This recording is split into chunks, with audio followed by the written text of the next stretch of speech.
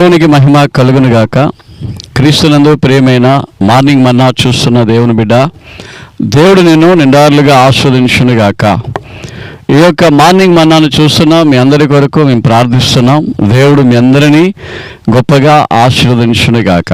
ప్రియ దేవుని బిడ్డ గమనించండి, ఈరోజు వాగ్దానము 1 రాజులు 3:14లో మనం చూస్తూ ఉన్నప్పుడు చివరి మాట ఇలాగ చెప్తాడు, మీరు దీర్ఘాయుష్మంతులు అవుతారని అక్కడ చెప్పబడుతూ ఉంది.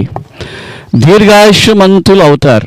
నిజముగా ఈరోజు మనం చూసేటప్పుడు చిన్న వయసులోనే మరణాలు, చిన్న వయసులోనే హార్ట్ అటాక్లు, చిన్న వయసులోనే మరణకరమైన వ్యాధులు, యాక్సిడెంట్లు, చిన్నతనంలోనే అనేక మంది చనిపోతూ ఉంటున్నారు.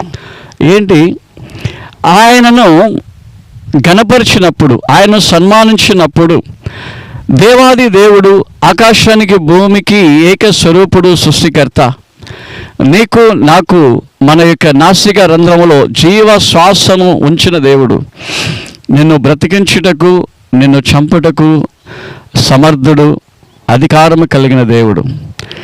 ఈ దేవాది దేవుణ్ణి మనం నమ్మినప్పుడు, ఆయన దృష్టికి అనుకూలముగా మనం నడుచుకున్నప్పుడు మనకు దీర్ఘాయుష్షు కలుగుతూ ఉంది.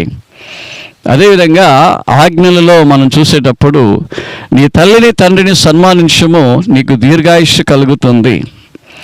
సృష్టికర్త అయిన యెహోవా దేవుని మనస్సు నొప్పించకుండా మనం బ్రతికినప్పుడు, ఆయనకు ఆయాసం కలగకుండా మనం బ్రతికినప్పుడు తప్పకుండా మనకు దీర్ఘాయుష్షు కలుగుతుంది.